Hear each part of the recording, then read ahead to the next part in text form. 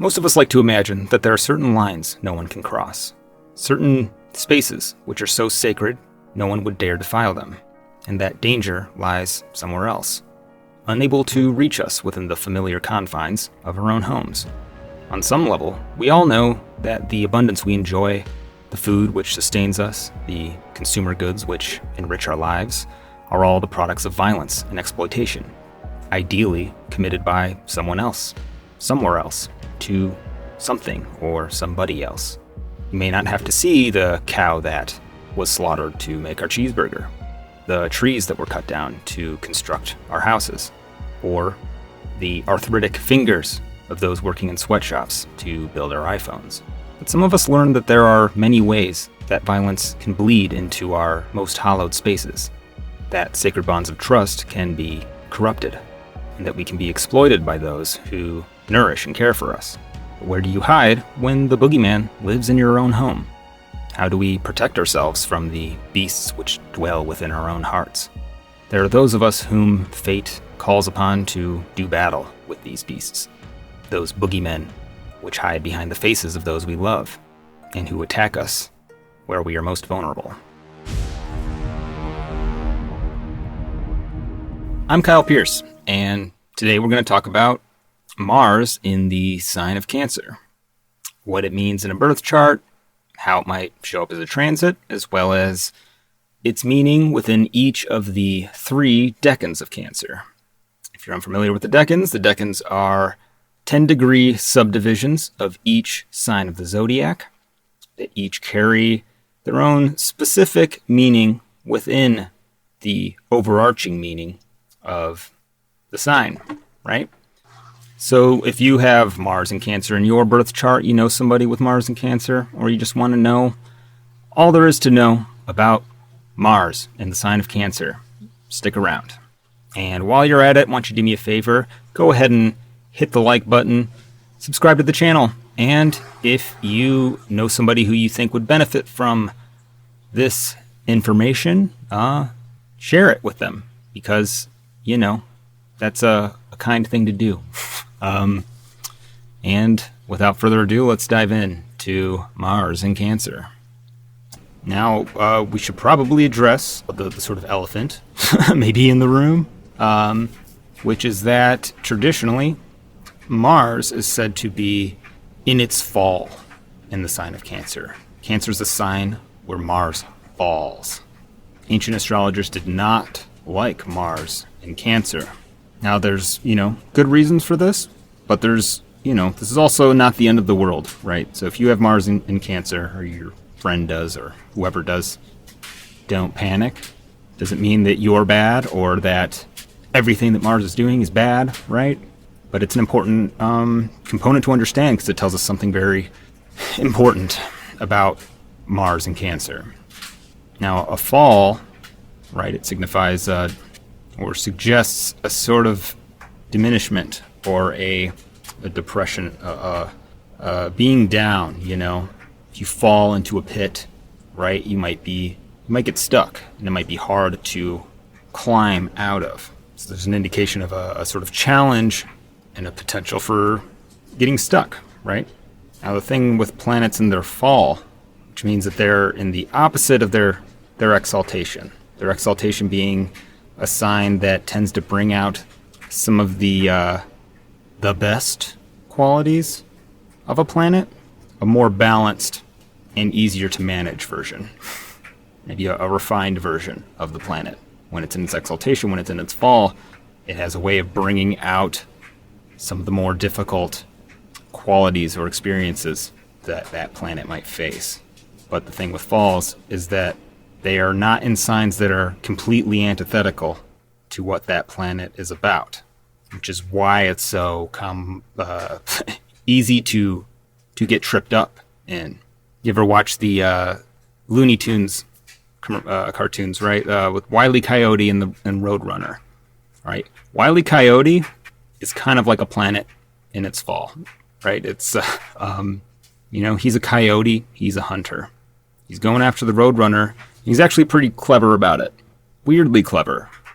Comes up with these elaborate mechanisms and contraptions in sort of setups in order to trap the Roadrunner. But like every time, the Roadrunner outsmarts him, his contraptions backfire on him, and he sort of starts the process all over again. And he's kind of stuck there, stuck in this chasing the Roadrunner. Which, I mean, you could say that, he's a coyote. Why is he building all these contraptions? Is that really like how the coyote's supposed to hunt? Or maybe he should try hunting something else other than the Roadrunner, right? He's just kind of stuck on this Roadrunner. He wants to get it. It's a little bit what Planet Infall can be like, where it gets sort of hung up and sometimes stuck in a cycle of making a mistake over and over again and having a hard time learning, what's wrong with what they're doing.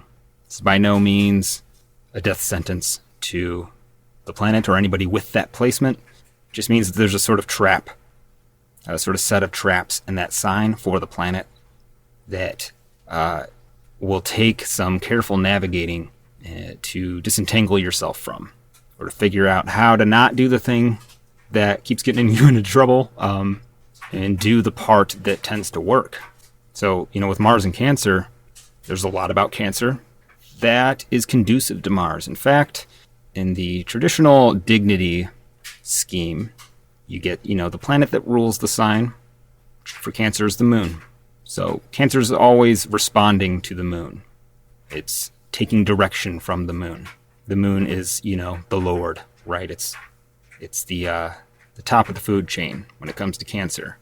Then you get your, planet in exaltation, which not all signs have, but Cancer has one, and it's Jupiter.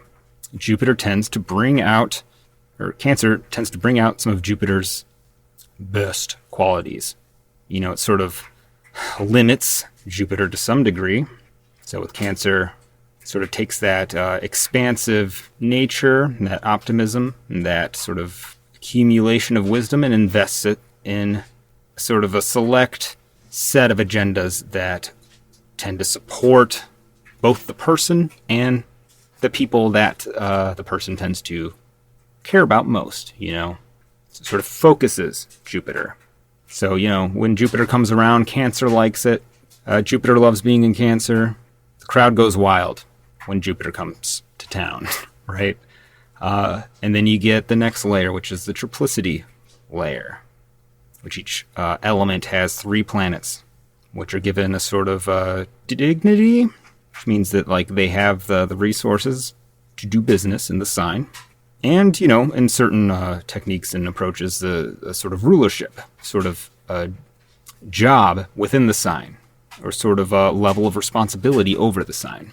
So Cancer, as well as other water signs, Scorpio and Pisces, all have the moon, Venus, and Mars as triplicity rulers, which, means on some level that those 3 planets, which are all, they're all night sect planets, sort of collaborate and cooperate to drive, the agenda of Cancer, which makes a lot of sense when you think about it, right?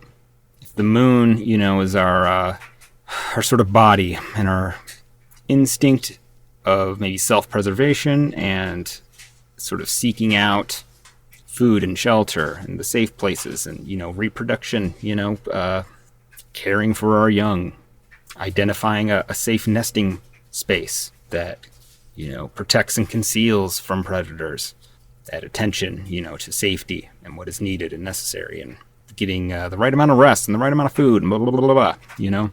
Mars has a role in that, right? Mars is a hunter. Mars is our instinct to fight or to flee. Mars gives us the ability to, eliminate threats, eliminate hostile bacteria and organisms within our bodies, excrete the waste after we digest the food, right? So in a lot of ways, Mars has a sort of essential role in Cancer, right? Or within that paradigm. The question is, do you want Mars in Cancer, or do you want Mars somewhere else providing for Cancer or protecting Cancer? The way I like to think about it is Cancer is in many ways like a nice suburban neighborhood where everybody knows each other. Everybody has, sort of a similar socioeconomic status.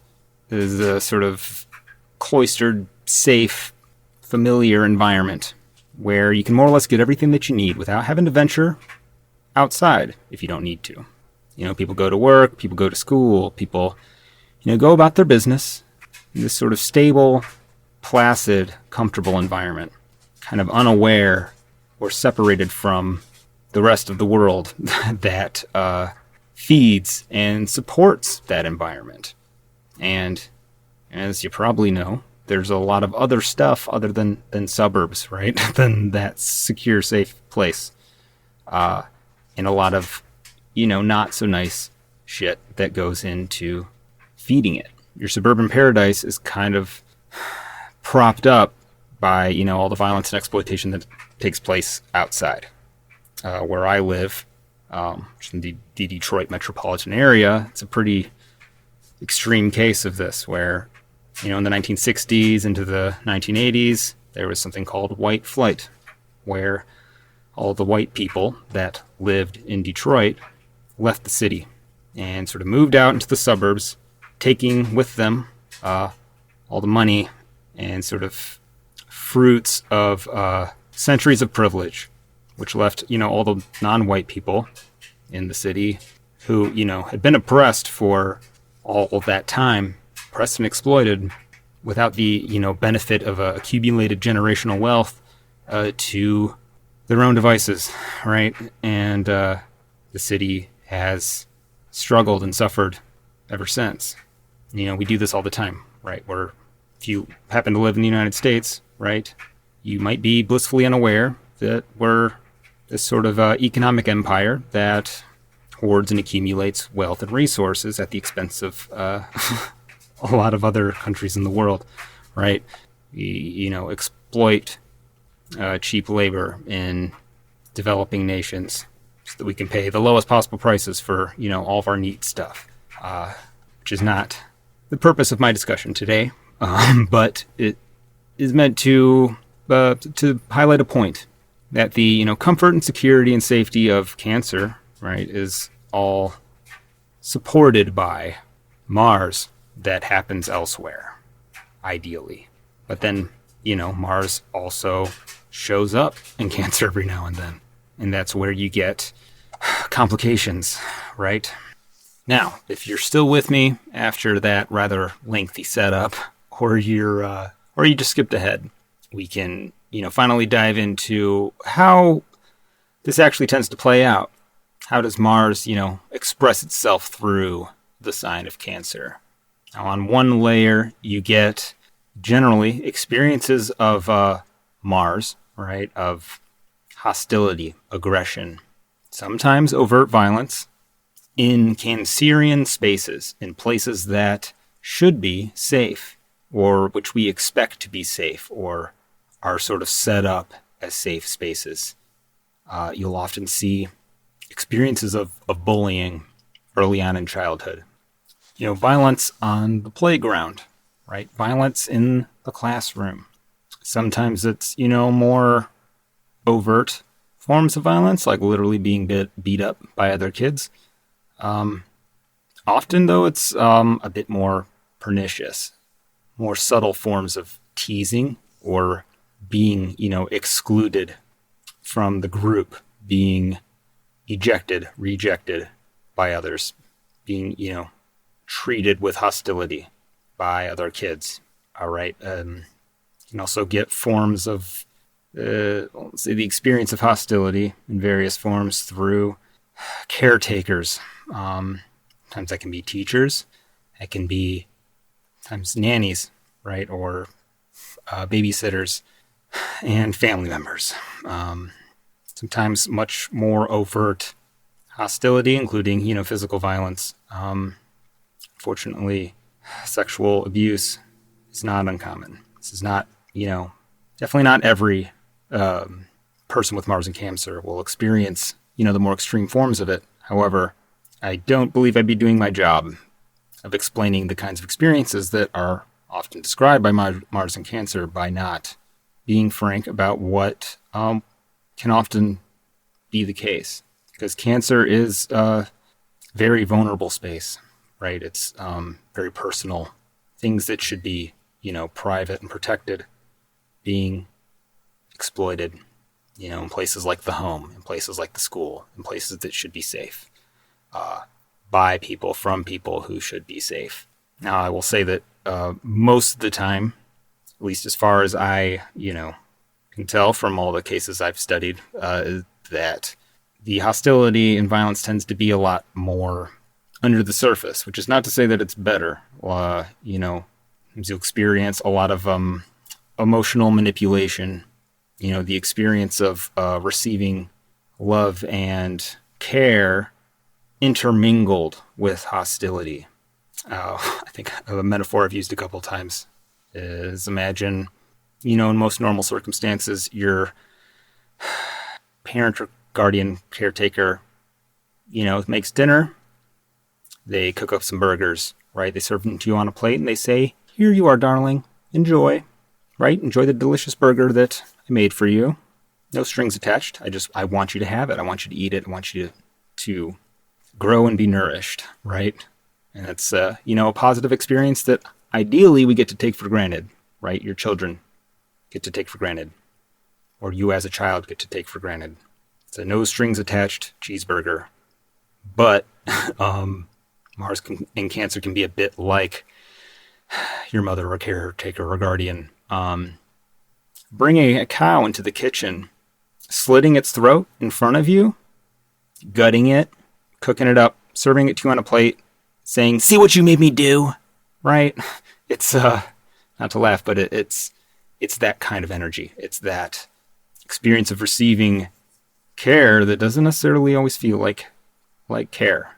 Maybe feels like guilt or shame that comes with, the needed nourishment and sustenance. Obviously, you can get much subtler forms of it. And you can get more positive manifestations as well. I've seen Mars in Cancer show up as having, sometimes it's like a father that's like just very emotional, like a male figure, right, that is more Cancerian, right, in nature. It'll even show up, just as like a person in your life who is maybe a Mars-like figure, like a police officer or firefighter, soldier, who, struggled with some sort of trauma, sometimes like a physical injury, like missing legs or major wound of some kind, or some other difficult experience that they, continue to wrestle with and maybe, overcome throughout their lives. But that sort of wounded warrior, or, the Mars figure that's sort of stuck at home, that's sort of forced to figure out how to behave in a Cancer environment, in a safe, padded, docile environment. And you'll sometimes see it's like a personality characteristic for some, or for the people that maybe it signifies in your life, is a sort of extroversion, or sort of making loud, sort of excessive heat to like stuff that most people keep inside. This can be kind of sort of a dramatic personality, sometimes a little melodramatic, in it's a theatrical quality, which actually seems to be well applied to things like the theater. See it in a lot of actors. I have a lot of examples that we're going to go over later, but it will show up, sometimes kind of sort of comedic element, or can be used in a very comedic way. The things that most people keep inside or would address in a more delicate, sensitive way, being expressed in a, sometimes a humorously abrasive or blunt kind of manner, can sometimes, surprise people, or it can be really funny, or it can be sometimes needed. Sometimes those things that we want to be all delicate and sensitive and touchy about need to just be expressed in a raw, unfiltered sort of way. And, often it'll, Cancer is a rather quirky sign. We're all quirky, right? But, we keep our quirks behind the shell for the most part, and we share our quirks with people close to us. You'll see Mars in Cancer a lot in people who sort of blast and radiate those quirks out for the world. They're up on the surface and they're loud for everybody to see, which can be challenging on its own. That can lead to receiving disapproval from people who think that kind of thing is inappropriate or can make some people uncomfortable. But one of the examples we'll get to is of Robin Williams, right? This very zany, kooky, energetic, guy who projected, all those internal quirks outward and, made people laugh with it, right? As a Scorpio rising with Mars in Cancer. So ruling is ascendant. But you'll, sort of see that quality kind of paired with some of the challenges, which is, that being kind of the reason that maybe you experience disapproval or, bullying or rejection from people often, as a kid, right? In school, especially like early childhood, where we're already, pretty sensitive to the feedback that we receive, from other kids, as well as adults. But, when you have Mars in Cancer, it can be kind of harder to hide what's inside, right? The moods, tend to be projected outwards. And there also tends to be a lot more sensitivity to Mars coming back at you because it goes through the Cancer place, the sensitive soft spot. And so sometimes can get a bit touchy, right? It's can be quite sensitive to criticism and sometimes quick to lash out. It's often due to, experiences of being bullied or not cared for properly, sensitivity to a perceived threat or a perceived insult. Often people with Mars in Cancer, depending on what it's doing, will have, feel like they have to prove themselves, prove that they're Mars, right? That they can be and are tough and, or that they can fuck you up. And just a tip for you, don't get in a fight with somebody with Mars in Cancer because they will fuck you up. I'm not joking, because not saying that everybody with Mars in Cancer is, looking to scrap or is going to be, hyper sensitive, or will not have worked through a lot of, some of the emotional difficulties described by that placement. But Mars in Cancer it's not a weak Mars. It is a pretty strong Mars and often a Mars that will hit you where it hurts. It's tuned to vulnerability, right? It takes the Cancer quality of recognizing what is vulnerable, what needs to be protected, and they can be amazing, amazingly tuned in and sensitive to that and ready to jump in and protect the vulnerable. They are super quick to come to the defense of those they care about, but they can point that right at you and find where you're vulnerable and get you there. So don't recommend tangoing with Mars in Cancer, as we'll get to actually when we discuss a little bit of a research project I did not that long ago. But I think an important thing to recognize with Mars in Cancer is not just the effect that Mars has on the Cancer place, right? But the way that Mars feels in Cancer.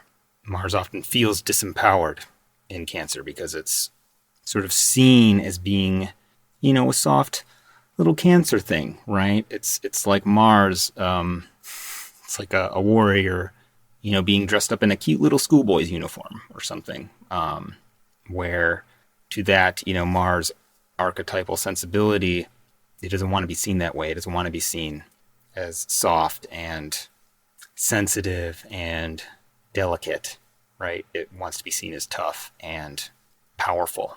It wants to be, respected for the dangerous thing that it is and can be, right?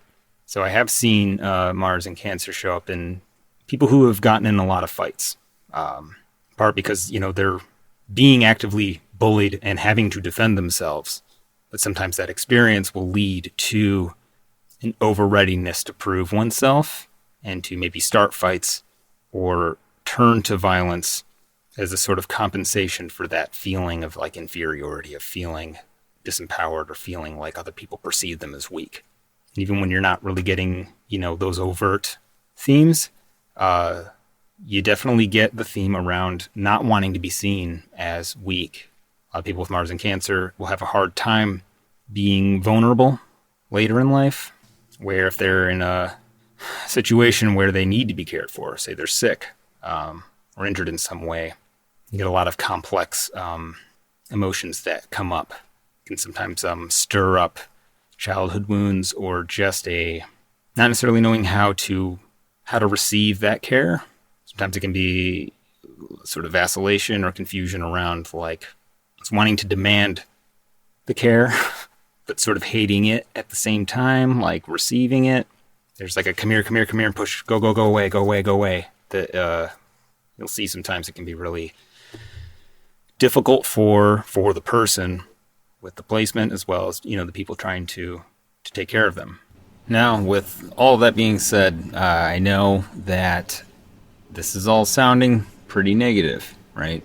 And, it can be a very difficult placement, but there are a lot of ways that this placement can be very positive, especially when the moon, is well situated, particularly in night charts, and, supported by other planets, depends on a lot of factors. But often, you'll see the moon in Cancer in the charts of people who are very expressive, just as likely to express their joy as, any other feelings they might have. You'll often see a kind of exuberance, a certain zhuzh.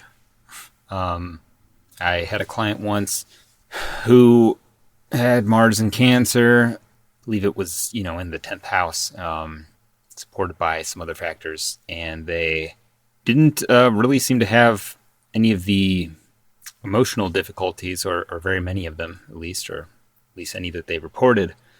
But they were they worked in the urgent care wing, the emergency wing of a pediatric hospital.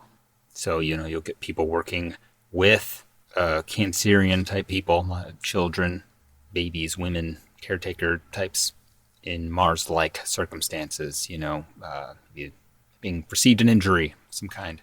Could be like the coach of a children's sports team.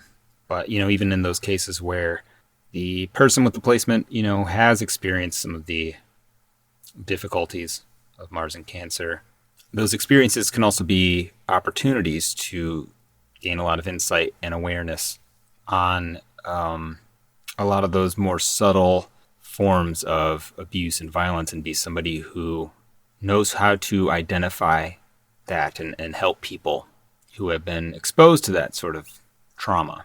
And it's kind of a theme that you'll see often with planets in their fall, is they will outwardly kind of look a bit like their exalted counterparts sometimes, because often they've had to sort of build, take apart and rebuild that planet multiple times. So they end up knowing intimately all the ways that the planet can be misused. So they have developed many ways to sort of work with that and use it constructively in a way that is positive, that helps people, and that serves them as well. And, with Mars and Cancer, often because they've been exposed or witnessed ways that the role of nurturer or caregiver can be abused or weaponized, they put a lot of effort into essentially not doing that, into being, really amazing caregivers.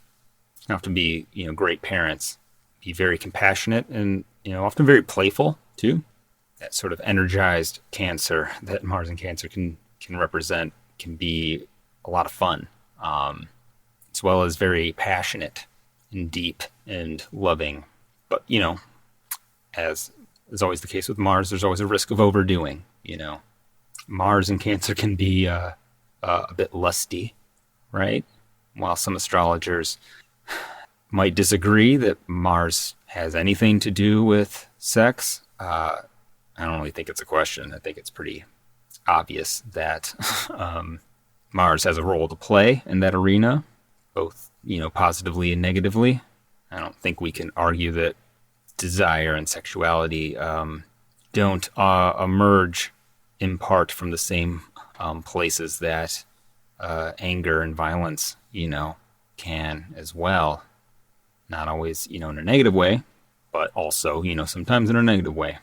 Mars purely on its own, its approach to, sex would be, not necessarily consensual or mutually beneficial, right? But can also be a sort of act of conquest, sort of collecting of sexual conquests, which, you can see with Mars in a lot of different configurations. But with Mars and Cancer, you'll get a lot of the, or sometimes get the inflammation of sort of hunger that exists in Cancer, sort of lunar hunger, which is a little more tied to acquiring, a certain amount of security, to making sure that we're fed, right? But that also extends to reproduction. Obviously, the moon, wants to multiply and be fruitful.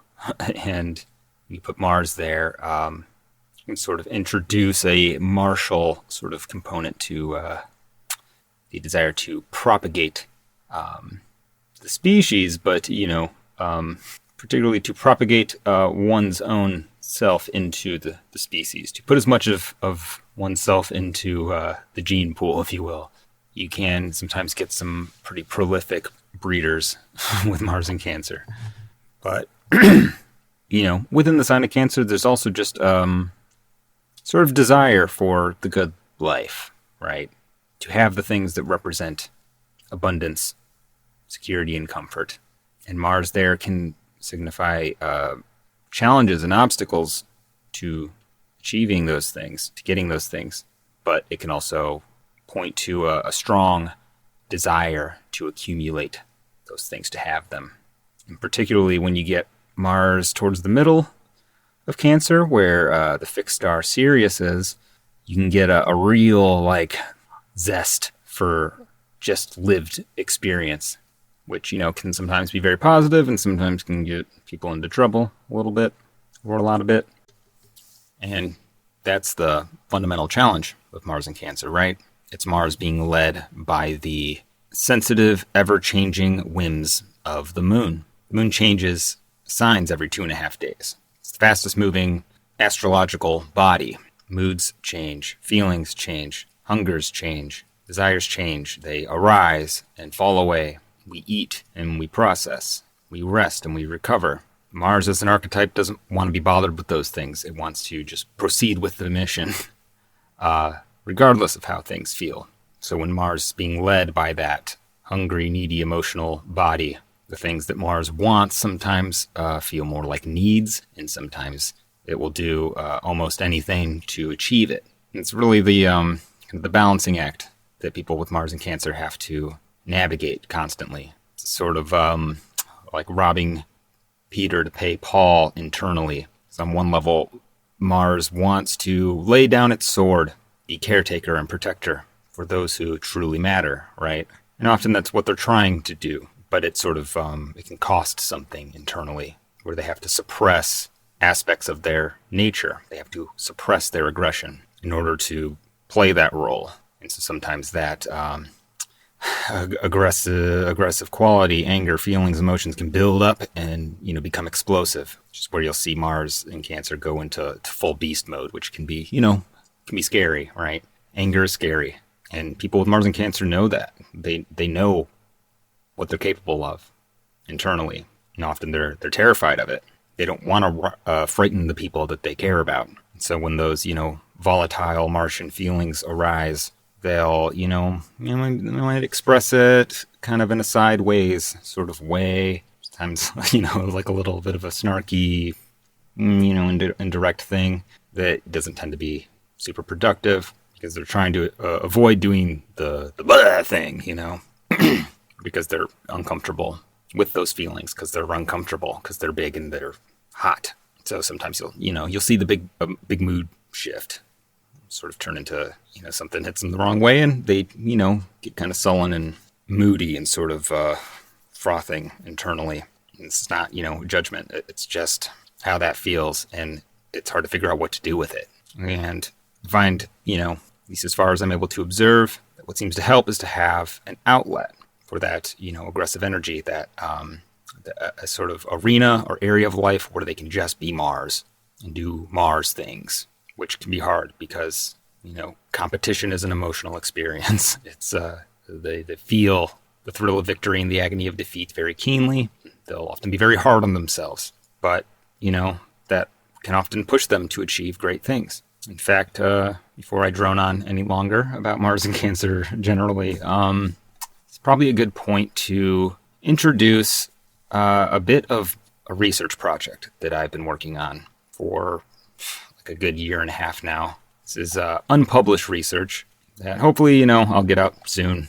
Make no promises, but I've been sort of dying to share some of the results here. What I did about a year and a half ago, we'll say, in a sort of effort to scientifically test the idea of dignity. The, theory within astrology being that, planets, when they're dignified in one of the signs that they rule or their exaltation, tend to perform better according to the nature of the planet. And obviously there are a bajillion other factors to consider, when we're trying to judge the kinds of results and ability for a planet to do its thing. But I figured with something like dignity, you would at least see a sort of statistical correlation. So I decided to test dignity by sampling a sort of population, a group of people that embodied a particular planet in some very obvious, maybe indisputable kind of way.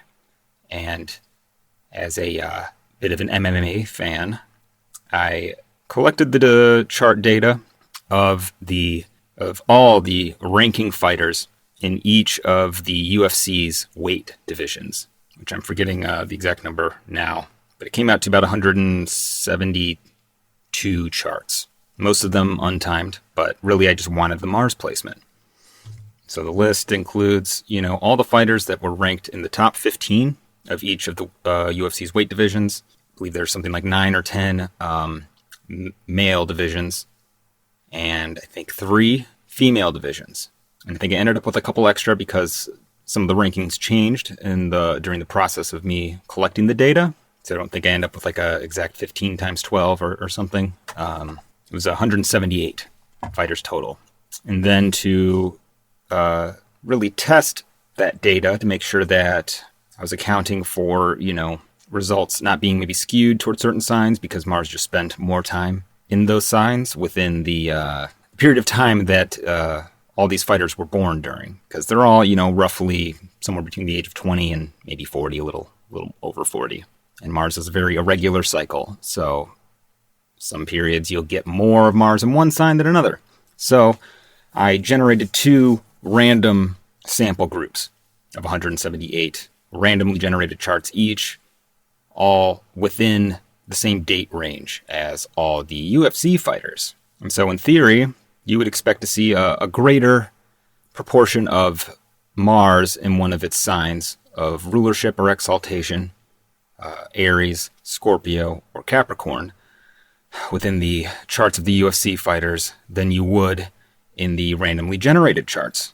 And what I got were some kind of interesting results. I will pull that up. So, of the 178 ranked UFC fighters, the results show that Aquarius, Gemini, Taurus, and Sagittarius were the least common Mars placements by a pretty significant margin. I'm going to get 10 Aquarius, 8 Sagittarius, 8 Gemini, and 10 Taurus, which is, about what we would expect, right?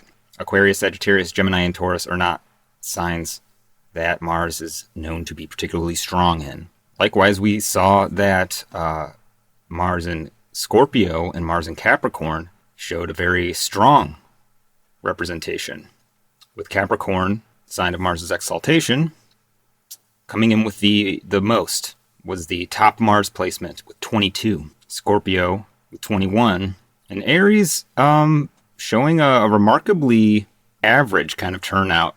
It's a bit lower than you would expect, right? It's Mars and Aries, you know. Think that Mars and Aries would love being stuck in a cage with another human being for 15 minutes to engage in physical combat. But it actually ended up tying with Mars and Libra. Interesting. Mars in Libra, it's the sign of Mars's detriment. Leo also made a pretty strong showing as well, with 18 fighters, which kind of makes some sense, even though Mars isn't particularly dignified in Leo.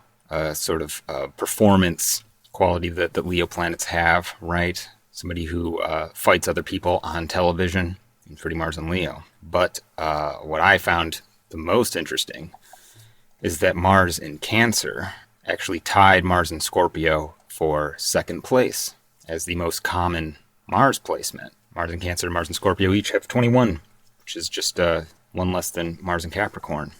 So what's up with that? Aren't we supposed to get bad results from Mars in Cancer? Is it not supposed to be a weak, underperforming Mars? Why then is Mars in Cancer showing up in such large numbers amongst some of the top-tier badasses in the world? UFC is like the biggest MMA promotion in the world. It's kind of an elite group of people to a large degree. It doesn't sound like a underperforming Mars to me, but, you know, maybe this could all just be random data. We got to kind of look at the samples. Now, the sample groups gave interesting results as well. In both of the two random sample groups, both Mars in Capricorn and Mars in Scorpio had a very strong turnout. Scorpio being the most common placement, and the second group in Capricorn coming in a close second to Libra in the first random sample group. And, you know, I happen to know that, between the periods, the dates that I set these random sample groups to be derived from, which, off the top of my head, roughly, I wouldn't want to say 1978 to around 1998, there were several Mars retrogrades in Scorpio, Capricorn, and Libra. I think there was at least two of each. But we still see, you know, quite a bit of variation between both groups, with maybe some general themes. But, you know, this might suggest that there could be a potential for a lot of variation in any sample group, which might indicate that, you know, it could be tricky to try to find a correlation. However, one thing you will notice that is kind of a standout compared to the UFC Fighter charts is that Mars in Cancer in both sample groups had a pretty mediocre turnout. The first group, it came in at 13 and 13 in the second one as well. So not an outstanding presence, pretty average, low to average even. And really of all the Mars placements, it showed the largest difference from the sample groups. There's a lot more Mars in Cancer in the UFC Fighter charts than in either of the random sample groups. While the random sample groups were pretty consistent, they were, you know, roughly equal to the Mars in Capricorn and Mars in Scorpio, as well as Mars in Aries. Now, there's a lot more to this data, and I don't want to just turn this into a big, you know, UFC Fighter research video. That really ended up being one of my big takeaways, at least one of the most statistically significant variations that might, you know, we might be able to draw certain conclusions from.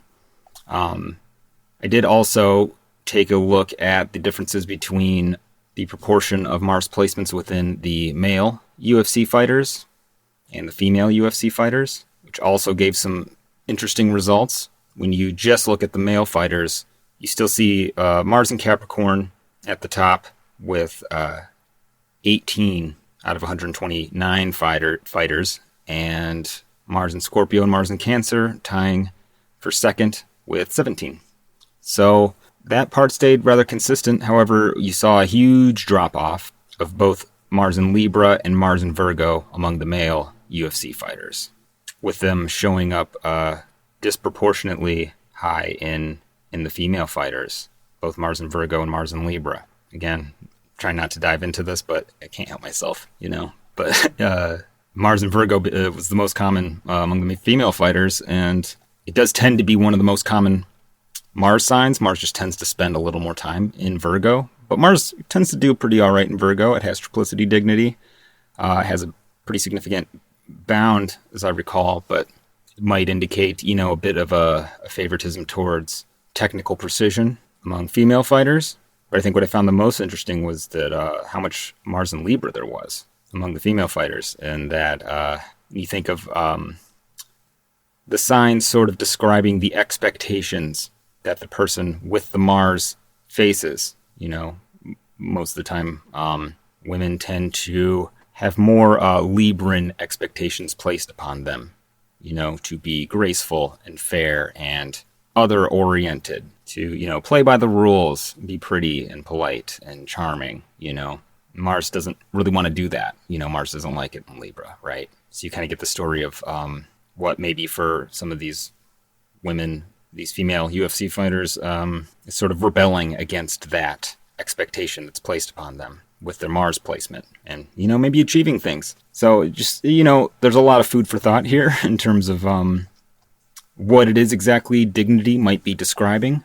But the main point here is that Mars in Cancer really stands out and shows up in these UFC fighters' charts rather disproportionately, particularly amongst the men, which, the more I thought about it, the less that surprised me. Because from what I've experienced of, people with Mars and Cancer that I know, and just when you think about the symbolism for a while, the fact that Mars actually has, a certain level of dignity in Cancer, is that Mars in Cancer is not weak. That Mars in Cancer is actually has a lot of aggression and a lot of capacity for destruction, and that perhaps a very effective and even constructive way of channeling that energy for some people is designating, part of their lives to literally get inside of a ring and fight people, in a place where that activity is encouraged, where that's what you're supposed to do. I know that some of the specific fighters that had Mars in Cancer that I looked into a little bit had a history of getting into trouble, which is something you'll see with Mars in Cancer sometimes, and that fighting ended up being kind of a way to work with that aggression. So, I've already said it once, but I'll say it again, that Mars in Cancer will totally fuck you up. And it's actually interesting seeing, when you're looking at the Mars placements of people fighting, the Mars in Cancer fighters often have this kind of particular approach. I'm not an expert fight analyzer, right? But this sort of circling in, kind of spiraling in on their opponent, like the moon. And, there's a large proportion, at least just observationally, I didn't, test this, of wins by submission, it seems, that sort of grabbing the opponent with the Cancer claws, bringing them down and subduing. But overall, a lot of them were pretty well-rounded fighters too. I mean, there seemed to be a kind of carefulness. There's a bit of a lot of them seem to have a cautiousness, which I found a little surprising. You think you'd want with Mars and Cancer to like have a place where you could just, let the beast out and kind of go full werewolf on the opponent. But that is, often kind of Mars's problem in Cancer is that it's not strategic. When you're fighting with emotion, you're prone to make mistakes. And so if you're trying to be a good fighter and you have that problem, that's something you're going to work on, right? You're going to try to find ways to cultivate and channel. And that is something that Cancer can do, It's generally a place where planets are sort of nurtured and given space to grow. Right? And while that's, kind of an uncomfortable place for Mars, right? You can see how a lot of training programs and that sort of steady cultivation of skill could be a place that Mars and Cancer would like. And a lot of the practices that go into making one a really good fighter would be ones that would be good for helping to manage a placement like Mars and Cancer, to learn to manage and control and direct aggression and emotion and sort of rediscover their martial power. Which, hopefully, them being able to do that in the ring makes it so that they can be, nice Cancer outside of the ring. I don't know. But the more I thought about it, the more I thought it was kind of beautiful that this sort of traditionally very difficult placement can be used in this way. And this ended up being a kind of space and environment where there could maybe be a certain amount of healing for people with Mars and Cancer. That could be up for debate. Some people might say that sports like MMA are, akin to gladiatorial combat and that they're barbaric. But, we're humans, dude. We're aggressive creatures. We like, or at least some of us like, blood and violence. We have to have a space for that, right? We can't just pretend like Mars doesn't exist. We have these channels for that energy. And I think between two consenting adults who agree to beat the shit out of each other, I think they should be allowed to do that. And I think we should be allowed to pay to watch them do that. Anyway, yeah, that's just a bit of some of the analysis that I've done so far. There's a lot more I want to do with it. And if any of you listening or watching out there like to do astrological research, maybe you have some ideas of how they'd want to use some of this data, I'd be happy to share it with you. I have a whole folder full of solar fire charts that I'd be more than happy to share. So just reach out to me. You can email me at kylepierceastrologer@gmail.com. And with that, perhaps we should move on to Mars in each of the 3 decans of Cancer. Now, what I'm likely going to do in the future is continue to do these planet and sign videos and, get as really as deep as I can to the planet and sign combination. Maybe not as quite as lengthy as this one, but we'll see. And post the planet in each of the 3 decans section. I'm going to post those on a Patreon campaign that I plan on launching soon.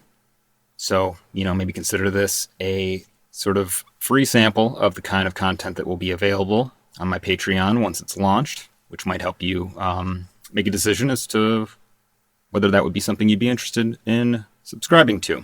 It'd be a great way to support my work, support this channel. But with that, let's dive into Mars in the first decan of Cancer. The first decan of Cancer is considered to be ruled by Venus, according to the Chaldean method of decanic rulership. That is assigning rulership in sequence by descending Chaldean order, which is kind of the dominant method in traditional, say, Western astrology. There's also the triplicity method, which is the dominant form in Vedic astrology and within more modern Western astrology. They both seem to be quite relevant, so I use both of them. But according to the triplicity method, which assigns rulership to each decan according to its order by element. So with Cancer being a water sign, the first decan goes to the first water sign relative to Cancer, which is Cancer. So it's ruled by the moon. The second one would be the next water sign, Scorpio, and the third would be the third water sign, Pisces. So we'll be considering both of those. However, with that in mind, I picked out a few examples, and this was hard because I found so many awesome examples. But try to capture a sort of theme that I noticed, or some examples that tended to capture some of the main themes of Mars in the first decan of Cancer. And the first decan of Cancer has this, it's a particular bent towards the sort of artistic or creative element of Cancer. It's not always specifically artistic. Much of the symbolism has to do with sort of direct mother or parent-child caretaker dynamics. It's that more interpersonal exchange that's sort of focusing on a subject which is to be cared for and cultivated, and you sort of pour your love into in order to see it grow.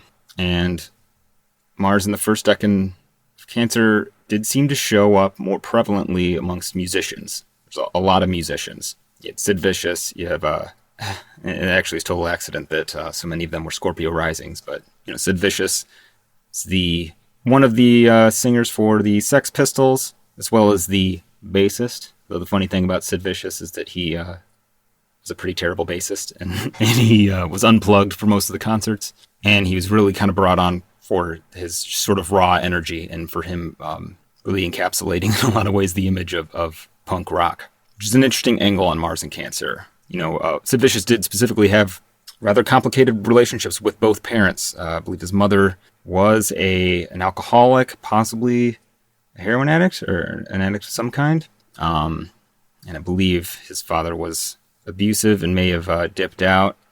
Sorry, I've gone through so many different biographies that they're a little bit bleeding into my mind a little bit. But definitely some deep and complex familial issues that caused him to leave the home, to separate, right, Mars, at an early age, dropped out of school, and, fell into a bit of a bad crowd to some degree, but, also kind of lucked out. He's definitely involved in a lot of drugs and rowdy behavior during his short life. He was basically just like the number one fan of the Sex Pistols, and the Sex Pistols sort of brought him on, almost just from like raw enthusiasm. He's also known for his relationship with his girlfriend, Nancy, who was murdered. And he was accused of the murder and, eventually acquitted. But they had kind of a dramatic and complex relationship. But he, by some accounts, ended up intentionally overdosing in order to join Nancy after she died, because they allegedly may have had a suicide pact. But others think that it could have just been an accidental overdose. But you definitely get some of the artistic element of Mars in this Decan, but it's definitely a Mars sort of art. It's punk rock, and there's also that bent towards seeking out intimacy that is in this Decan. It's a little more interpersonal, I'd say maybe a little romantic, associated with the Two of Cups card in the tarot. But, again, with Mars, taking it too far, perhaps. It's a rather intense relationship that arguably didn't bring out the best in either of them. Now, Date Masamune, he's a fun guy. So Date Masamune was the head of the Date clan during a period of medieval Japan known as the Sengoku Jedi. Probably butchering that pronunciation, but loosely translated to the age of the country at war. It was this long period of Japanese history where you could almost think of it as like a very Game of Thrones kind of scenario, where all these rival daimyo, these clans, were sort of vying for supremacy in this sort of ever-shifting web of alliances that ultimately resulted in the rise of Tokugawa Ieyasu as the sort of military dictator, the shogun of Japan, and for all intents and purposes, the ruler. There was an emperor who was kind of more of a figurehead, but the Tokugawa dynasty were the people in charge by the time it was all over. And Date Masamune played an interesting role in that. He did ultimately contribute to the rise of Tokugawa Ieyasu. He was one of his allies. But more interesting is his kind of personal story. So as a child, he was born into this noble family, the Date. They're a relatively powerful clan in northern Japan. He was the eldest son. He had a younger brother, and early on in childhood he suffered a bout with smallpox that resulted in a deformity to his right eye. It apparently made it kind of bulge, and it was rather hideous and gross, right? But for this reason, his mother hated him, absolutely hated him, and from early childhood favored his younger brother. Now all of these members of noble families, the males, they all trained to be warriors, to be samurai, because they were ultimately warlords. If they couldn't fight and lead armies to victory, they weren't really much use, right? They weren't going to stay in power very long. So his eye thing, on top of being a source of shame for his mother, was also at one point suggested by his trainers to be a potential liability. The idea that somebody could just reach out and grab his eyeball and, I guess stab him or something, You don't want a loose eyeball hanging around, I guess. But there's a couple different versions of the story. One includes him personally gouging his own eyeball out in a total show of badassery. He took out his own eye to remove it as a liability and maybe remove the shame of the deformity. The version has he had somebody else do it for him. Regardless, pretty fucking badass, right? But he eventually did become daimyo after his father stepped down from power, and he inherited rulership of the clan. But his mother continued to subvert and work against him, and at one point attempted to have him poisoned in order to replace him with his brother. As a result, Date Masamune was more or less impelled to personally murder his own brother in order to eliminate the potential rival. He did, however, keep his mother alive. He never killed her, but he had a series of kind of mixed. His early battles didn't go so well. He was rather reckless and impetuous, and he kind of narrowly escaped defeat early on in his reign, but ended up, defeating his enemies, becoming sort of dominant power in northern Japan. And, it's a really interesting story. I'm not going to get too into it, but he was a super ruthless motherfucker. He was known for, just killing villagers, doing whatever he needed to do in order to strike terror into his enemies, or impel the population to do his bidding. But also rather interesting is that he was known for his crescent moon-shaped headpiece that he wore on his helmet. It's Mars and Cancer, right? But you definitely get that story around pretty nasty familial infighting. The guy had to kill his own brother. And while he did end up being a very effective Mars figure, right, he definitely had struggles early on due to that sort of emotional, impulsive nature. But he was sort of able to you could say, harness that werewolf energy to be the big bad boogeyman and intimidate and strike fear into his enemies. However, later on in his reign, he was known for devoting a substantial amount of attention to developing culture and art within his domain. He had huge beautification projects, and the region of Japan that he ruled over continued to be and still is a major tourist region, in large part due to the precedent that he established as making it a sort of center for cultural development in the area. So you get that Mars and the Venus moon Decan. Now, I know I'm going a little too in depth on each of these, but try to pick up the pace here. Chester Bennington is the singer for Linkin Park, which is a big part of the nu metal movement of music in the late 90s, early 2000s, into the 2000s. Definitely had a difficult upbringing. He was bullied a lot in school. He was abused by a close family friend as a child, all of which contributed to, a lot of deep feelings of anger and shame and, more complex mental health issues, which he did very effectively channel into his music. Right, he may not be everybody's cup of tea, he was successful, very successful, and sort of channeled that very emotional, introspective kind of, I don't want to say emo kind of subject material into like heavier, harder music and vocal styles.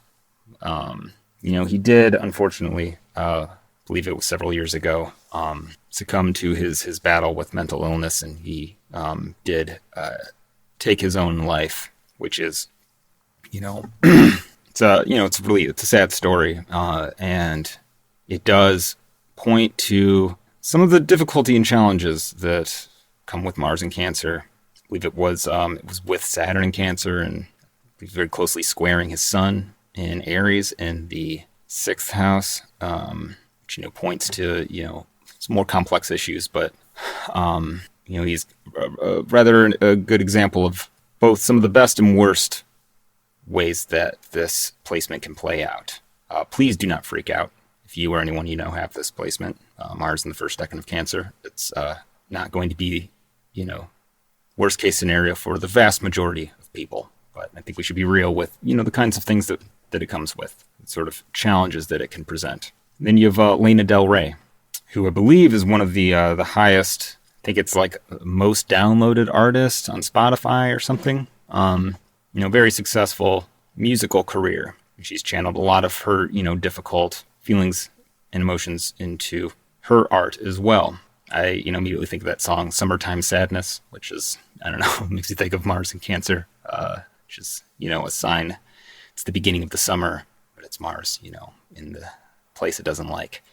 But she played out rather interestingly. I think for her, there's a component of it that I've seen show up in different examples is there, especially with Scorpio rising, because Mars is in the 9th house, is there's a bit of a story with her religious upbringing. And I believe her brother being gay, it was not approved of by the Catholic Church that she was brought up in, and I believe parents as well, and sort of a separation from the sort of 9th house topics related to the family that arose sort of in defense of another close family member, her brother. It's another interesting way for that to play out. But what definitely gets emphasized in the first decan of Cancer is the sort of need to pour that sort of excessive martial energy, that like overheated internal space into sort of surrogate child, if you will. Art ends up, sort of playing that role. This one does seem to be a bit more emotional, and it's worth noting that the first decan is where Mars's bound is located in all of the main bound systems. Bounds are terms. I believe the most popular one would be the Egyptian bounds, which allots the first 7 degrees of Cancer to Mars. And then I believe both the Chaldean and Ptolemaic bounds allot the first 8 degrees to Mars. And while I'm not a big bound guy, it's just not an area that I've directed a lot of research toward. You do seem to get more of an effort to control and maybe pacify to some degree Mars, to sort of give it a more specific job. Maybe with the exception of Sid Vicious. Maybe not the best example of that. Granted, he did have a north node on his ascendant, which can tend to push things towards a bit more of a rowdy, boisterous, wild personality type. Generally, it does seem to be much more internalized and introverted, and a little more conscientious, which can make it a little more moody and sullen, and sometimes a bit heavier. Mars is a bit more emotional in this decan, but in some ways it can be a bit more constructive. There's often a drive to kind of find something to protect, obviously not in all cases, but there's a bit more of an emphasis on complex relationships with caretakers. It's generally not a straightforward experience of, conventional maybe mother-child relationship, or they're, it's not always, specifically an issue with parents, but it can be a sort of complex experience, and, complex feelings towards the sort of natural separation that takes place as you, grow up and become more of an individuated person, sort of leave the protective, or in some cases toxic sphere of the parental influence. There's a need to sort of maintain a sort of continuity, or like find somebody or something else to protect and care for, something to give yourself over to. I always think of the first chunk of Cancer being the decan, that big bound that is at the beginning of Cancer. I always think of as sort of guard tower on the at the entrance to the Queen's castle, if you will. And I always think of those like the guards outside of Buckingham Palace, how they will just stand there for the whole duration of their shift, not moving, and you can stand in front of them and wave your fingers, and your hands in front of them, and they won't react or anything. And I always think how much control that must take, or how much of yourself that you have to sort of leave you have to check at the door if you're one of those guards. And it's kind of like the Mars is turned inward as much as it's turned outward. It can be kind of self-attacking, but also like self-correcting and purifying almost. Sort of like wanting to gut all the weakness that exists within and either eliminate it, turn it into something else, or channel it into something else, express it in a more artistic or not just artistic, but in a potentially constructive way. It tends to be a little more reserved than the other Decans. And you'll see Mars sort of on its best behavior more often. It tends to be more polite and more trying to give itself over to like the lunar Venus sphere, but that it sort of highlights, it exaggerates the contrast. It's like the sweeter and nicer you are and want to be, and the more of that gets separated from Mars, the more, intense and strong the Mars part becomes, and you have to put that somewhere. I've seen this one a bit more in athletes as well, where it's kind of, separating and isolating the Mars part, giving it a place, through athletics, or through sort of intense competition. But, most of the time when you meet someone with Mars in the first decan of Cancer, you're not going to see Mars as much in that interpersonal relationship until it's time to Mars. And then, you might get something more intense. I gotta take a break. All right, I am back and ready to continue with Mars in the second decan of Cancer. And the second decan of Cancer is ruled by Mercury in the Chaldean order of rulership and by Mars in the triplicity system of rulership, which would suggest that Mars has a certain role to play in the sort of action of this decan. And I think that the name that Austin Coppock gives this decan in his book 36 Faces gives us a pretty good idea of what that role is. And he calls it the walled garden. This idea of a sort of isolated, protected space designed to protect that which is precious, or that which you want to develop or grow or cultivate in a sort of unsullied, untouched environment, right? So you want to build a wall around it, build a structure around it to protect it from, what can possibly harm it from the outside. So Mars is in part the threat that potentially comes from the outside that threatens, the special thing that you're cultivating inside. But it's also the more active measures you take to protect the inside of that wall garden from threats. And I do find overall that Mars seems to do a little bit better in this decan. There's a little bit of an easier time finding a role or a job to do there, at least on the surface. One of the themes that seems to show up pretty strongly is that when there are Mars and Cancer issues, they tend to be a bit more subtle, a little more complex, and not as obvious or straightforward. You can get some of that passive-aggressive quality a little more in this decan, or sort of experience aggression from the outside is that kind of more snarky or thinly veiled or subtly manipulative, which can be, not as bad in some ways on like a surface level. It's, you get some of the less like dramatic battles and blow-ups with Mars in this decan, but you also can have a harder time untangling them. Sometimes it can be sort of worse when the problem is not as straightforward, or when somebody who appears to be on your side or is more supportive, right, is also maybe being more subtly subversive, a little bit of that, like, could be like a backhanded compliment or a general undertone of ill will that could, be more like subtly poisonous or toxic to the dynamic. Not that you need to, get all paranoid if you have Mars in the second decan of Cancer, but it's likely that, you may have some experiences of relationships where you have to untangle subtler forms of conflict and be able to identify them, and ideally learn to head them off or prevent them, which can be useful. Like, you can apply Mars in a more direct way to those subtle issues and can be, very constructive. So you have like a family member that is, overall on the surface, seems good and maybe outwardly seems good and positive, and like nobody else can see the problem. Maybe you can. You might be able to articulate that problem in a way that sheds light on that sort of pattern that people maybe don't always pick up on or do sort of unconsciously.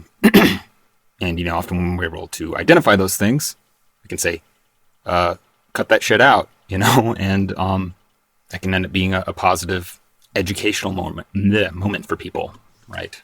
But it is also something you got to watch out for internally. There can be a bit of a tendency to suppress anger and, potentially avoid direct conflict because you don't want to rock the boat, or you don't want to, maybe be kicked out of the garden, right? If you've ever played the game Among Us, sort of imagine that. If you're not familiar, the game Among Us it's like an online game, right? And basically everybody is on the spaceship, and somebody in the crew is an imposter, and you basically got to figure out who the imposter is. And if you're the imposter, you have to do your best to kill everybody else before they discover you and eject you from the spaceship, right? I think that will tell you a lot about the way this Decan can be sometimes, is that the way an intruder or infiltrator would behave if they're trying to not be discovered and subtly slowly undermine the system. It's not always that obvious and transparent, or even directed towards an outcome that, destroys the garden, right? But just that kind of energy. Looking at our examples a little bit, Alan Rickman, of whom I'm a gigantic fan, one of the roles he's known for is the role of Severus Snape in Harry Potter and the Harry Potter movies. And he has that quality, right? He's a teacher at Hogwarts, but he is this kind of snide, sort of malevolent, antagonistic character towards Harry. And he doesn't exactly try to hide it, but it's a little bit more under the radar, under the surface, or doesn't escalate to a certain level because he's still, maintaining the role of teacher. I don't want to get more into that because I don't want to spoil it for anyone that hasn't gotten past a certain point in the series, but you can get that some of that sort of snide, low-key antagonism. But what I'll also see a lot, seems to be a theme in this Decan, is there's a little more of that theatrical quality. It does seem to be a little louder and more boisterous, a little more of that exuberance and sort of extroversion of all those little quirks and idiosyncrasies that are sort of cultivated inside. You get Robin Williams, who had Mars conjunct Uranus in Cancer, where, that quality gets turned up several notches. But just this very wacky, zany character that, it's like a lot of his comedy's almost like overwhelming you with weirdness, right? Or sort of weird personal insights. Liza Minnelli, too, she is known for that, kind of boisterous, kind of like flamboyant, theatrical quality. She spent a lot of time, in the theater, which, particularly with theater and like certain forms of theater where there's almost an overacting that you want to do, sort of take whatever emotion the character is feeling and turn it up several notches, exaggerate it. Seems to be something Mars in Cancer is good at. At least it's a good way to use it, perhaps. There's also, it gives its natives a lot of insight onto the, feelings, emotions, sensitivities of other people, as well as like the things that might particularly be a sort of soft spot or weakness for them, which most of the time makes them very compassionate and considerate, it kind of, in most cases, because there is a sort of lively performative quality that will want to express that sort of personal insights, and often in a kind of humorous way. It sort of can help know which jokes not to make. Almost like how far to push certain joke so that you don't, hurt the other person's feelings, that you don't take it too far.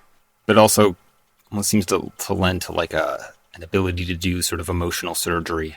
You can identify another person's issue and sort of cut into it in a way that might, trigger a reaction like, oh, whoa, like wasn't ready for that. But there's like an ability to potentially like reach in and pull it out and address it and heal it.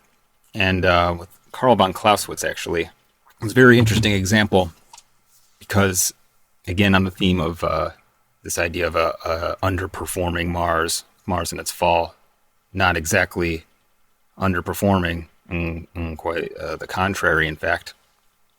Karl von Clausewitz was both an accomplished military officer his whole life, but also is known for his unfinished work that he spent his life developing called On War, which is basically a philosophy of warfare. He sort of came up during the Napoleonic era, during the era of the Napoleonic Wars. And, and the way that fallen planets often will is they'll see everything that's sort of wrong with that sphere. They're good at identifying the problems related to the sphere of a planet, as well as the sign that they're in. But he was very critical of the way his contemporary officers and the military institution, the state of military thinking, and basically spent his life constructing what he would have thought as, and what we would probably think of today as a more rational way of approaching and looking at war, which also involved an acknowledgement and acceptance of the idea that war is chaos, right? That one of the terms he coined was the fog of war. This idea that you really, no matter what, can't actually know everything that's going on. There are just an infinite number of unpredictable wildcard factors. They're always being considered, as well as a sort of intelligence, a limit to how much intelligence and data you can gather that you can use to lay plans. One of those being, human emotion, right? Humans are sort of unpredictable beings, and especially when you put us into extreme circumstances, such as those that involve mortal combat with another person, you can get all sorts of unpredictable behavior. And also part of his sort of framework for understanding war was that it was a fundamentally irrational thing, that it was a sort of primal instinct that humans just kind of have, and that every so often that natural force that we could call war gets unleashed on the world, and that our job as humans, and really for him directed towards politicians and generals, was to apply this natural force in a rational and purposeful way, and that we understand why we're going to war. One of his little aphorisms was that war is an extension of politics or diplomacy by other means. And basically, as a state, right, a nation state, you're trying to get other nation states to do what you want them to do. It's nice when we can do that cooperatively. It's nice when we can work together, but sometimes we can't. So sometimes you have to use force to impel the other state to do what you want it to do. And this process involves a lot of human suffering, right? And if we're going to do it rationally, we should try to do it as quickly as possible. And especially, around his time, there's still a lot of glorification of war, sort of parading around, and battle was almost conducted for its own sake, for the glory of it. And Clausewitz was like, yeah, cool, glorious, right? But like, people are also dying and suffering, and it's really, really expensive. So we should really be considerate and careful about how we apply this force, because once it's unleashed, it has a kind of energy and volition of its own. And there's only so much you can do to really control that, which is very like Mars and Cancer. It's a very deep understanding of how conflict, especially on a large scale, works. And, it wasn't a planet in its exaltation that figured that out. We still teach Karl von Clausewitz philosophy of war in modern military academies. So, yeah, a little more generally, you'll get people with Mars in the second decan of Cancer putting a lot of energy towards cultivating rather particular kind of idiosyncratic interests. There's often the ability to push deeper into a sort of a walled garden, if you will, even within a walled garden, right? Like it's the ability to take things further with Mars, sort of isolate and develop it. With Alan Rickman, he's very involved in just like the actor community and took the craft of acting very seriously. Another sort of side note about Alan Rickman, it's funny, he's also the villain in the movie Die Hard.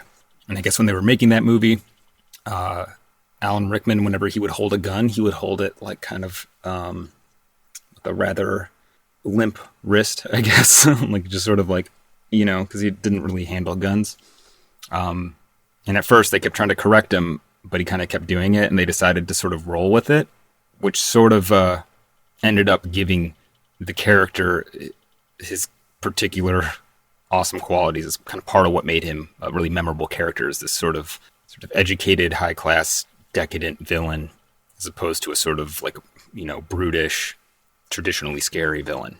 I think Alan Rickman too, as a person, he, people would often encounter him as being a little standoffish sometimes. And he could be kind of critical of his, like the people he worked with, like the movie Galaxy Quest. I love that movie. I guess he didn't think very highly of Tim Allen at first. Thought that he, was kind of cheap and unprofessional. Though he ended up warming up to him, but, he would deliver these kind of like snarky, snide, like very thinly veiled criticisms. But like at the end of the day, Tim Allen was, part of his team of actors. He was part of the gang, and, he was never trying to actively eject or push away people he worked with. He just kind of had that sort of brooding, sarcastic, caustic kind of sense of humor. And he was really like loved by everybody, like, ready to stand up for and support the people in his niche or circle, when and where it counted, which is definitely a quality you'll see people with Mars in the second decan of Cancer. Should probably move on to Mars in the third decan, which in the Chaldean system of rulership is ruled by the moon, and in the triplicity system ruled by Jupiter. Now, this decan has real big themes around sort of privilege and abundance. It is sort of the ideal of that rich, cloistered, suburban, that secure, crime-free, safe and cozy neighborhood where everybody has everything they need and more. And they sort of have the privilege of deciding what they do with all that excess that they have, where to invest it. However, when you put Mars in the decan, you get a bit of a reversal of that, or a much more of an experience of the corruption of that environment. And rather than poverty and surplus, it's scarcity and poverty. The experience of not having while looking at the people that do have a lot. So a big awareness of the difference between the people who have a lot and the people who do not, with Mars in Cancer in the third decan. You'll see that in this decan in general, but Mars is that view from the bottom. And I'm not sure about Gene Simmons, but with Stephen King, Al Capone, Eazy-E, all came from poverty and that experience of not having, which will often bring with it a deep desire to have more, and sometimes a willingness to do anything necessary to acquire a higher station, to acquire more than what early life experience sort of prepared them to accept or expect. So, this one can be, problematic in different ways. You do get a lot of hungers and desires which lead towards excessive behavior, which can be problematic and can come at the expense of others, as well as the reversal of that, the experience of being exploited by people in higher, more privileged positions, sort of, being, kind of fed on, which, as we talked about earlier, is part of the natural structure of life. It feeds on itself. Creatures feed on other creatures. Some creatures, rise to the top of that food chain, and others live on the bottom. You're either the predator or the prey. And that's the kind of consciousness that Mars in Cancer, the third decan, will make its natives very familiar with. Eazy-E, called the godfather of gangster rap, was involved in organized crime himself, but also gave voice to the poverty and exploitation that African Americans experienced in, ghettos and impoverished urban areas, right? And how that ends up, feeding and supporting a rich, more privileged, and often white class of Americans. Stephen King also, he, aside from being, one of the most prolific and famous horror authors in the world, he is pretty active in politics and vocal about issues pertaining to that disparity, income disparity, and inequality, because he did grow up poor. Al Capone took a different approach to that, took the experience of poverty and said, I'm going to do what I see all the successful people doing, but I'm going to take it further, really, and I'm going to achieve the wealth and privilege that I desire through more literal and active violence and exploitation. But you also get themes around, the potential for addiction or excessive pursuit of sensual desires. Stephen King did suffer from alcoholism and multiple substance abuse issues for a long time during his early career, in the 80s. I'm not sure to what degree into the 90s. He did, eventually recover, but that was a big part of his life for a long time. Al Capone, right? I don't know about Stephen King, but I know Al Capone, Eazy-E, and Gene Simmons also did a lot of fucking. This is maybe one of the many desires which Mars in Cancer in the third decan can push to excess. I know Gene Simmons has claimed some number in the thousands of sexual conquests. Al Capone, I think, was more, was that and everything else that he lusted after. And unfortunately with Eazy-E, he did, in the pursuit of the fulfillment of sexual lust, with many, many partners, did contract HIV and died at a young age. I can't remember the exact age, like the 20s. So it's definitely something to watch out for with this Mars. When channeled properly, it can, that hunger can pull you to high heights and achievements, but you may have to be careful about how you go about achieving it and at what cost to yourself and others.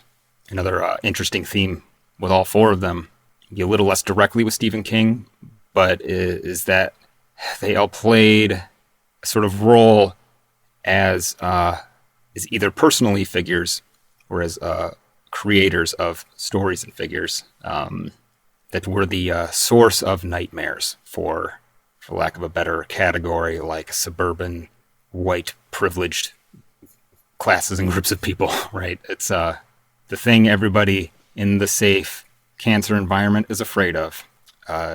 Gene Simmons and the band Kiss, right? Sort of fueled and kind of played off of sort of a devil-worshipping satanic specter that lived in the popular imagination in the early and into the late 80s as this sort of corrupting influence on the youth. Face painted with this scary long-ass tongue, right? And spitting out blood on stage, scaring the shit out of people. Eazy-E, the specter of impoverished, urban black people invading the safe white neighborhood, invading the ears of our perfect white teenagers, potentially corrupting them, right? Al Capone is probably one of the most widely recognized and known crime bosses in, 20th century America.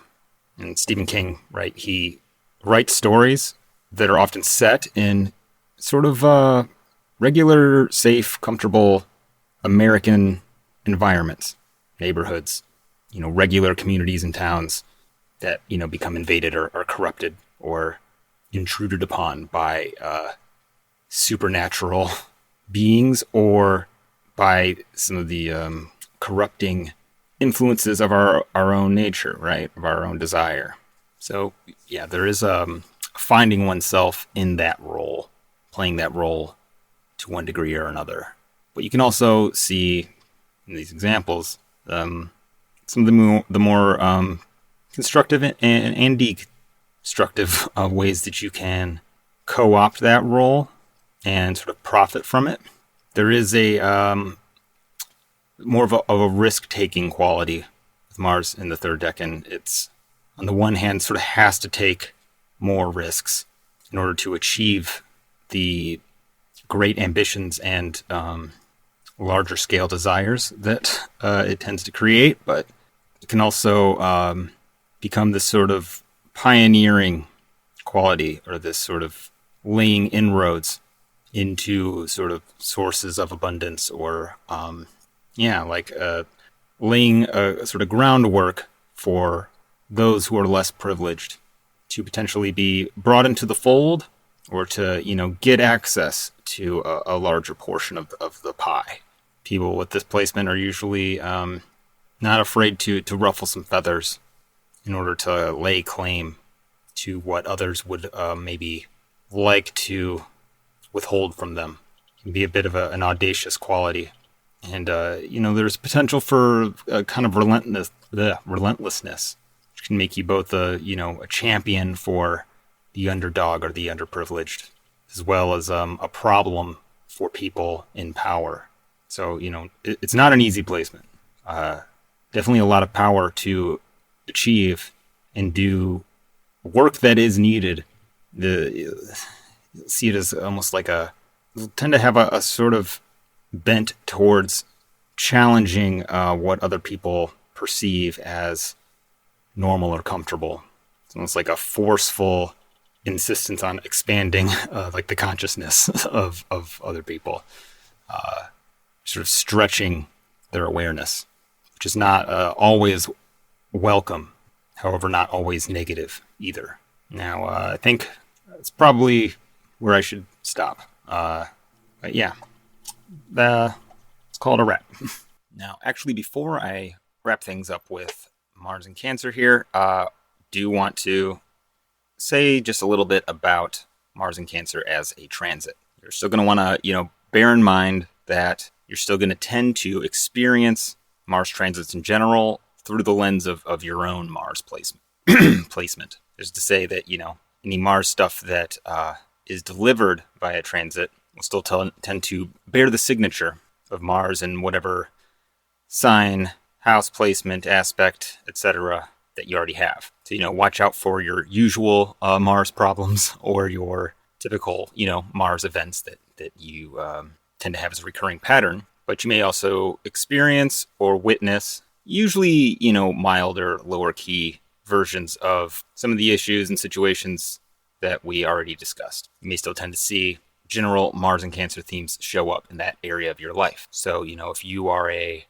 Libra rising and your 10th house is Cancer, you may see Mars and Cancer-like figures or themes show up in your workplace, coworkers or authority figures. Or, you may find the energy you bring to work for the duration of that transit has, a little bit of that Mars and Cancer quality to it. You'll be most likely to notice a sort of irregularity with energy levels and sort of willingness to put in effort, because any planet in Cancer is going to be ruled, sort of steered by the moon, which changes signs, once every 2 1/3 to 2.5 days. You may notice sort of swings in energy related to, whatever the moon is doing will change a lot. So there could be sort of enthusiasm for starting a project, a little bit of excitability one day, and then, the next day or a couple days later, you think it was a stupid idea, or you're just not in the mood for it right now.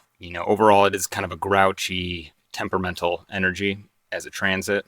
But, if you catch the right wave, if you will, with Mars and Cancer, it can be, productive too. It tends to be overall kind of a disruptive presence to the sign of Cancer. So things in that area of your life may just be a little more chaotic or contentious and irregular as usual. Sometimes you'll see just sort of dumb arguments, or just arguments that don't really seem to be over anything. Specifically, somebody's feelings maybe were hurt in a way that maybe neither party fully understands. And sometimes it's the sort of thing that can just be sort of forgotten, but it can also be an opportunity to gain a little bit of insight on the sorts of things that you or others in your life may have a tendency to be triggered by. It could just be something that you would normally find a little, annoying or irritating, or just, I don't like that. But Mars might inflame that, exaggerate it a little bit, which may just be something you need to ride out, or it could be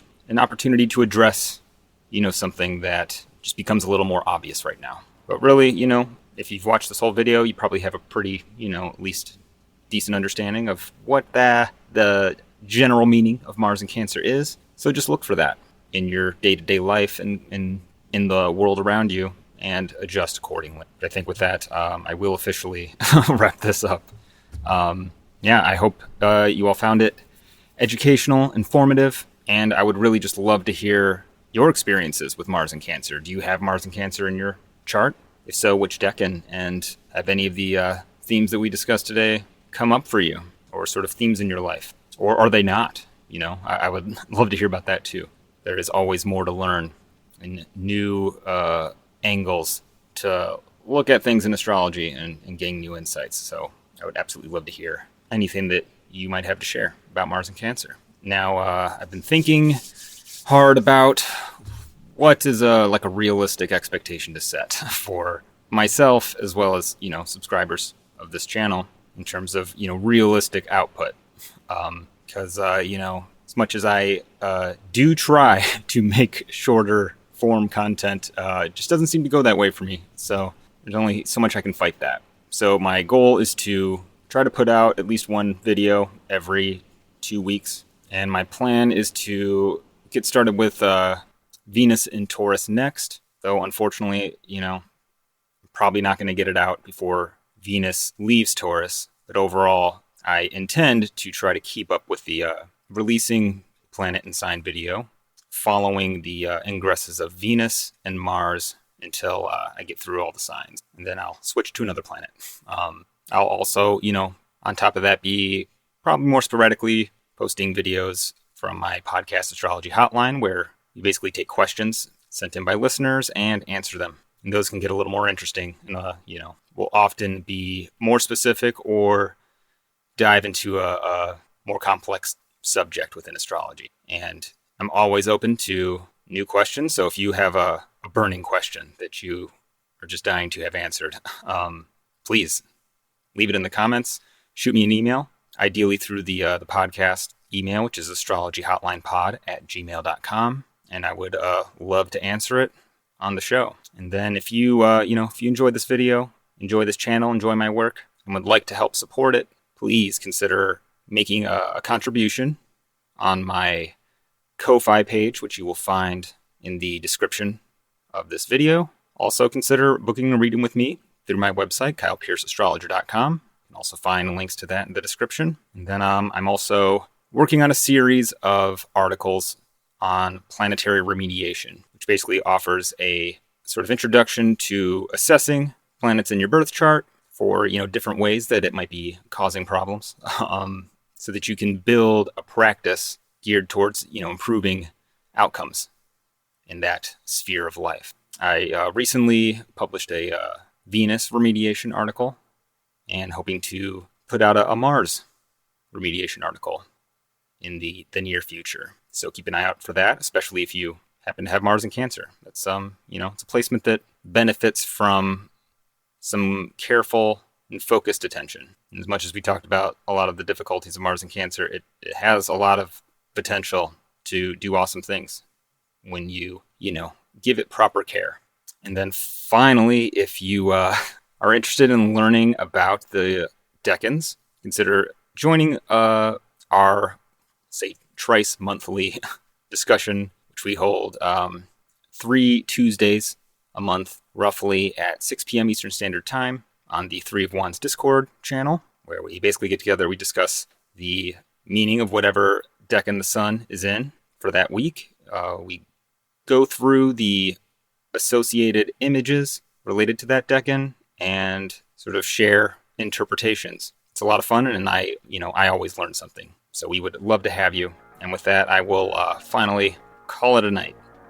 Thank you guys so much for watching, subscribing, commenting.